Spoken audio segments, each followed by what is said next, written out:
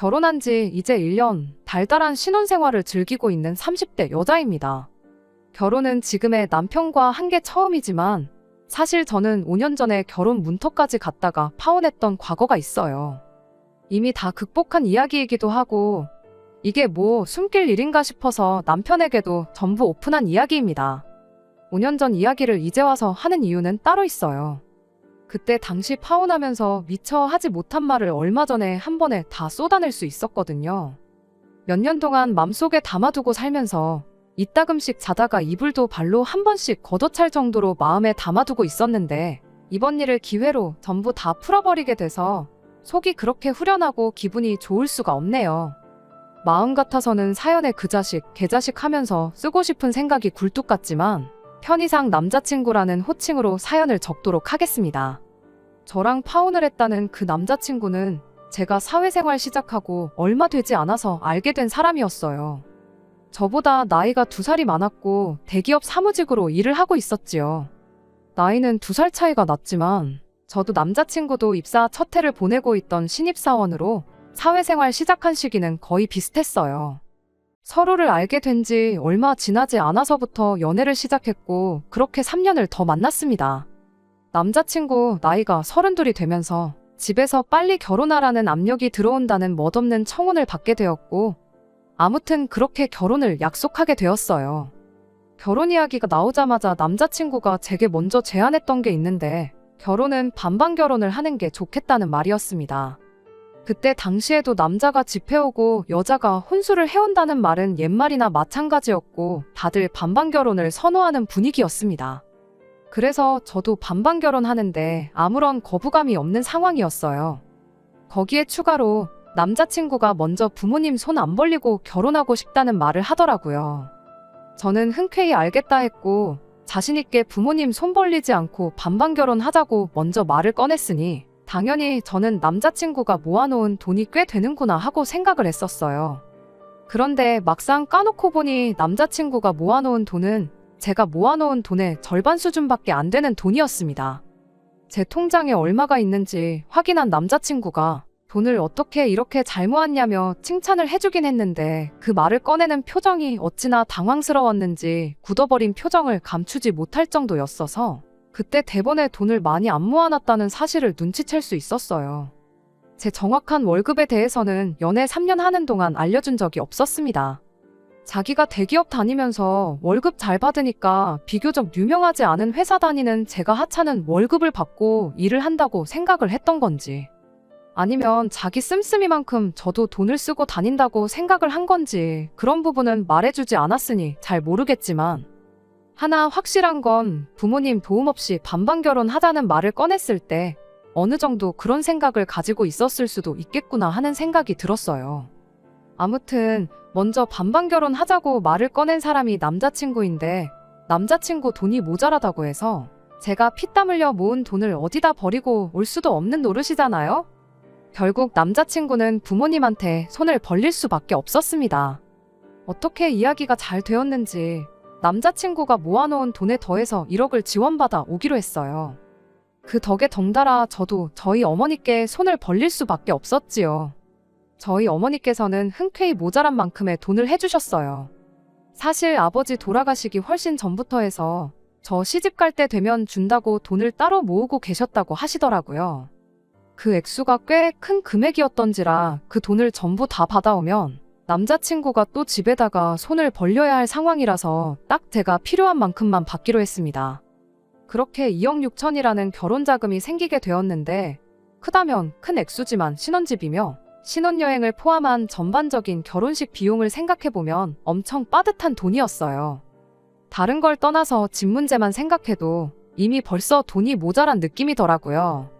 저희 어머니께서 저 준다고 했던 돈을 다 받을 걸 그랬나 하는 순간도 있었지만 그 돈을 다 받았더라도 욕심만 더 커졌을 거라는 생각에 가지고 있는 만큼에서 잘 준비해 보려고 했습니다.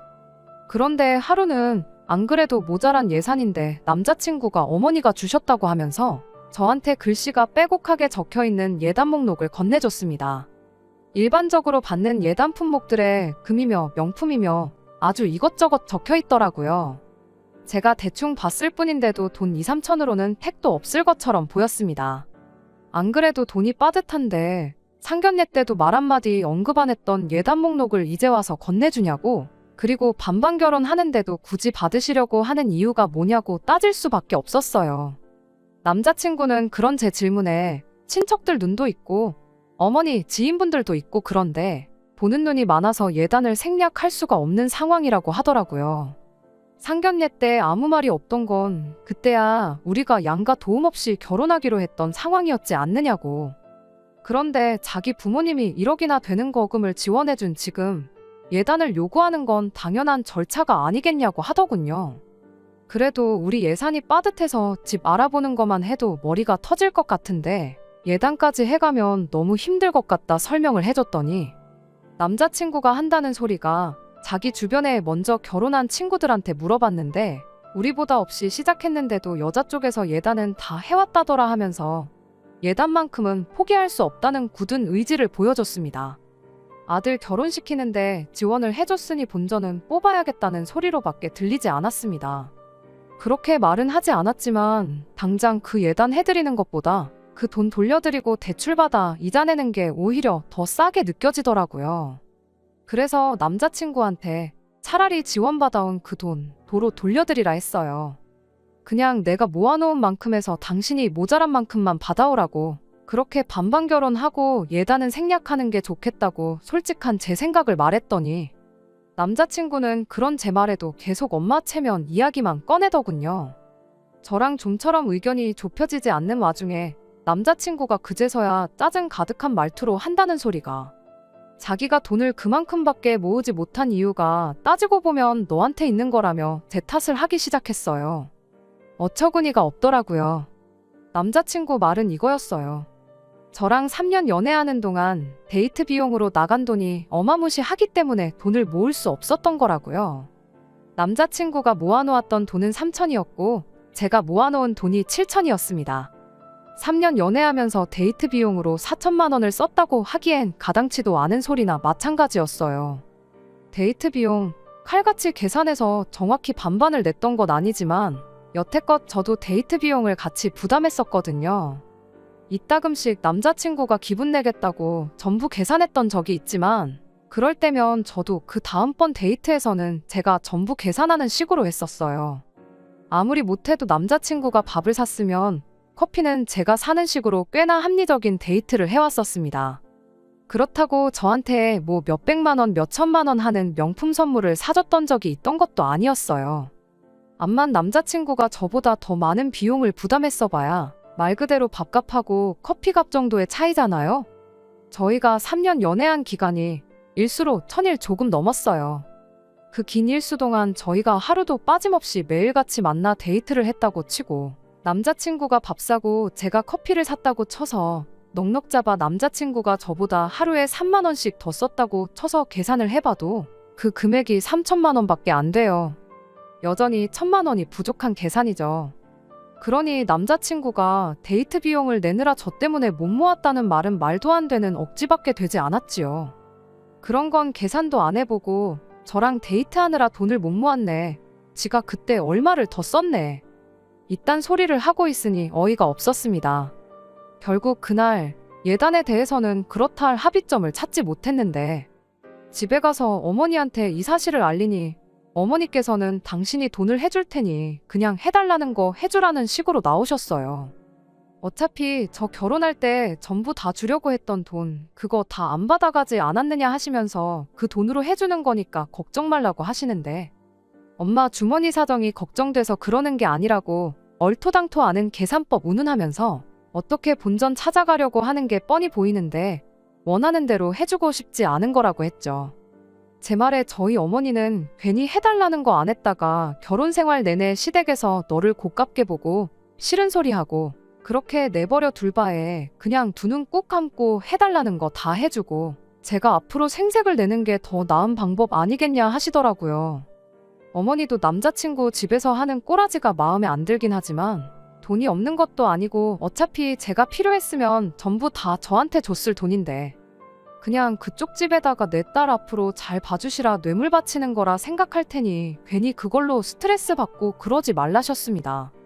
어머니 말씀에도 저는 도무지 이 상황을 이해하기도 싫었고 받아들이고 싶지 않았지만 결국 어머니의 설득 끝에 예단을 해가기로 했습니다. 이래저래 견적을 내보니 2,500 정도 들어가더라고요. 언짢기는 했지만 어머니 말대로 좋은 게 좋은 거 아니겠냐 생각하려고 노력했어요. 예단 이야기가 해결되니 남자친구도 남자친구 집도 더 이상 번거롭게 굴지 않았고 그 뒤로부터는 결혼 준비가 일사천리로 진행이 되기 시작했습니다. 그렇게 결혼식 날짜까지 다 잡히고 청첩장도 돌릴 만한 사람들한테 다 돌린 상황이었어요. 예단 문제로 티격태격하긴 했지만 남자친구랑도 더할 나위 없이 좋았고 제 첫 해외여행이나 마찬가지였던 신혼여행 생각에 한참 들떠있던 어느 날이었는데 언젠가부터 어머니가 안색도 안 좋고 평소랑 다르게 너무 쉽게 지치고 힘들어하셔서 어머니를 모시고 병원을 다녀오게 되었습니다. 그리고 그때 어머니가 간암 판정을 받게 되었습니다. 제 결혼이라는 경사를 앞두고 어머니가 간암이라는 사실을 알게 되니 세상이 무너지는 것 같았어요. 그래도 한숨 놓을 수 있었던 건 암이 그나마 초기에 발견되었고 초기라면 완치율이 높다는 사실을 듣게 되었기 때문입니다. 어머니가 좀 힘드시겠지만 결혼식도 참석할 수 있을 정도였고요. 그런데 저희 어머니가 암이라는 소식을 들은 남자친구 집에서 아주 난리가 났더군요. 저희 어머니 걱정 때문에 난리가 난 거였으면 참 마음뿐이라도 감사스러웠겠지만 애석하게도 그 난리는 저희 어머니 걱정 때문에 그런 건 아니었습니다. 당시 예비 시어머니였던 남자친구 어머니한테서 저한테 직통으로 전화가 걸려왔어요.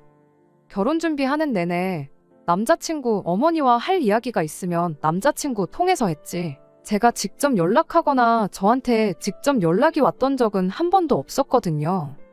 그 덕에 붙일 정도 거의 없는 거나 마찬가지였는데 통화를 하고 나니 거의 없던 정도 뚝 떨어지더군요.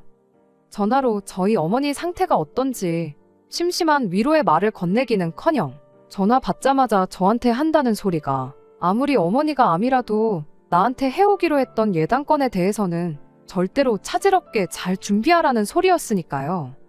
어이가 없어서 말이 안 나와 입만 뻐끔거리고 있었는데 사람이 약속을 잘 지켜야 하는 거라며 첫 단추부터 이상하게 끼울 생각 하지 말라고 하는 겁니다.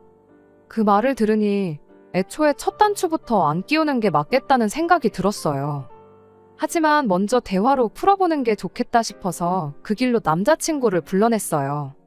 그 무례함에 대해 사과를 받기 전까지는 저도 도통 기분이 풀리지 않을 것 같아서 남자친구한테 이게 무슨 상황이냐 한마디 따질 생각이었지요. 남자친구는 걱정이 가득한 눈빛으로 저희 어머니 때문에 제가 속이 아니겠다며 걱정을 해주더군요. 이어서 말하길 우리 그냥 신혼집 구하지 말고 장모님 집에 신혼살림 차려서 같이 지내는 게 어떻겠냐 묻더라고요. 거기서 말이 끝났다면 엄마는 개차반이라도 자식은 정상이구나 그렇게 생각하고 파혼까지는 생각도 안 했을 거예요. 하지만 이어진 남자친구 말에 저는 파혼을 결심하게 되었습니다. 자기가 간암에 대해서 좀 조사를 해봤다고 말을 꺼내면서 완치율이 뭐 30%도 안 된다더라. 초기에 발견됐어도 결국엔 다 죽는다더라. 그딴 소리를 꺼내더니 어차피 장모님이 암으로 돌아가시면 그 집이 우리 집 되는 거 아니겠냐며 그러면 우리 신혼집은 따로 구할 필요가 없으니 지네 엄마가 해준 1억 원을 돌려드려도 되는 거 아니냐입니다. 사실 집에서 그 돈 해준다고 빚을 좀 지게 되었는데 괜히 돈을 이중삼중으로 낼 필요가 있냐는 소리를 하는데 그 길로 제가 남자친구 뺨싸다귀를 한 대 올려붙였습니다. 그 더러운 입으로 우리 엄마를 장모님이라고 부르지 말라고요. 결혼식장까지 가서도 모르는 게 결혼이라는 말 못 들어봤냐고. 길게 말할 것도 없고 너네 같은 집구석하고 더 얽힐 생각 없으니 파혼하자고 했어요. 남자친구는 재미없다고 농담하지 말라고 하면서 처음엔 제 말을 못 믿는 듯한 눈치였지만 그 뒤로부터 오는 연락 다 무시해버리고 비행기표며 결혼식을 위해 예약한 것들 다 취소해놓고 그러니 그제서야 뭔가 잘못됐다는 걸 느낀 건지 저희 집 앞까지 찾아와서 잘못했다고 빌기 시작했습니다. 그간 만나온 정이 있으니 더 못 볼 꼴 보기 전에 더는 찾아오지 말라고 뭐 그렇게 매일같이 찾아와 사과하는 남자친구를 뒤로하고 파혼하게 되었습니다. 처음에는 저희 어머니도 당신이 괜히 아파가지고 딸 결혼이 날라갔구나 안타까워하셨는데 생각해보니 그딴 집구석에 우리 딸 시집을 보냈으면 죽어서도 편하게 눈을 못 감았었을 거라며 차라리 잘된 일이라 하셨어요. 저는 어머니한테 왜 죽는다는 생각을 하냐고 병원에서도 완치가 가능하다고 하지 않았느냐고 그냥 지금부터 치료 잘 받고 그러면 된다고 했죠. 간절히 바라면 이루어진다고 했나요? 결국 어머니는 암을 이겨내시고 완치 판정을 받으셨습니다. 하지만 재발할 확률도 있어서 병원에는 앞으로도 계속 다니셔야 하지만요. 그리고 저는 어머니 모시고 병원 다니면서 인연을 키워오기 시작한 내과 선생님과 작년에 결혼식을 올리게 되었지요. 그렇게 파혼하고 나서 결혼 생각은 꿈도 꾸지 않았는데 똥차가고 벤츠가 온다더니 그 말이 그냥 재밌자고 하는 말이 아니구나 싶었습니다. 그리고 사연 시작하면서 말씀드린 대로 신혼 분위기 만끽하면서 매일을 즐겁게 잘 살고 있어요. 누군가 그러길 헤어진 연인에게 해줄 수 있는 최고의 복수는 그 사람보다 훨씬 행복하게 잘 사는 것보다 좋은 게 없다던데 그런 알량한 복수 같은 거 생각할 겨를도 없을 정도로 행복하게 잘 지내고 있었습니다. 그러다 얼마 전 우연찮게 파혼한 전 남자친구를 다시 만나게 되는 일이 생겼어요. 어떻게 저를 멀리서부터 알아보고 먼저 말을 걸어오더라고요. 몇 년 전 파혼할 당시였거나 파혼한 직후였다면 질색을 하고 무시를 했겠지만 저 이렇게 잘 지내는데 피할 필요 있나 싶어서 저도 같이 인사를 해줬지요. 저를 보더니 잘 지내는 것 같아 보인다고 대번에 먼저 말을 하더라고요. 슬쩍 제 왼손 약지를 보더니 결혼도 했는가 보다 하면서 아쉬운 듯한 표정을 지어왔어요. 그러더니 물어보지도 않았는데 구구절절 자기 이야기를 꺼내기 시작했습니다. 저랑 그렇게 헤어진 뒤에 얼마 지나지 않아서 엄마 소개로 여자를 하나 만나게 되었고 결혼해서 애 둘 낳고 잘 살고 있었다대요. 과거형으로 말하길래 뭔 일이 있었구나 싶었는데 아니나 다를까 얼마 전에 결국 엄마 때문에 이혼하게 되었다고. 그 덕에 엄마랑은 연을 끊었다고 하면서 그때 너한테 잘할 걸 그랬다. 자기가 이혼당할 때 다른 사람보다 너가 먼저 생각나더라 하면서 엄마 말보다 너 말을 더 들었어야 했는데 후회가 된다느니 어쩌니 하면서 엄청 질척거리기 시작하는 겁니다. 더 이야기해봐야 말만 괜히 이상한 대로 흘러갈 것 같고 이 사람이 뭔가 착각을 해도 단단히 하는 것 같아서 그때 3년 만나온 정을 봐서 굳이 안 해주고 넘겼던 그 말 속에 품고만 지냈던 그 말을 한마디 해줬어요. 니네 엄마도 문제지만 니도 못지않게 문제가 있는 거 모르냐고. 엄마랑 연까지 끊었다면서 애엄마랑 다시 살림도 못 합치고 이러고 있는 꼴 보니 너는 아직도 너한테 문제가 있는지 모르는 것 같다고. 이렇게 나한테 옛날 이야기 할 시간 있으면 집에 가서 네 인생부터 돌아보고 자기 객관화 좀 해서 남 탓 좀 그만하라고 했어요. 제 할 말 다 끝내고 다음부터는 이렇게 우연찮게라도 만나지 않았으면 좋겠다. 마주치더라도 제발 나 모르는 척하고 그냥 네 갈 길 가달라 말하고 뒤돌아서 집으로 와버렸습니다. 옛정에 호소하면서 옛날 이야기하면 뭐 이제 와서 행복하게 잘 지내고 있는 제 마음을 돌릴 수 있을 거라고 생각했던 걸까 싶네요. 정말 다시는 꼴도 보기 싫은 사람과 재회한 건 짜증나는 일이지만 그때 마음 약해져서 해주지 못한 한마디 해줘서 그런가 속 하나만큼은 후련해졌네요. 지금 저는 더할 나위 없이 행복하고 어머니까지 완치 판정을 받은 지금 솔직히 그때 파혼하게 된 게 제 인생에 있어서 운이 좋았던 거라 말할 수 있겠네요. 지금 행복한 만큼 앞으로도 계속 이렇게 행복하면 좋겠습니다. 끝까지 들어주셔서 감사합니다. 오늘의 사연은 여기까지입니다. 구독과 좋아요, 알람 설정 부탁드리고 더 좋은 사연으로 다시 찾아뵙겠습니다. 감사합니다.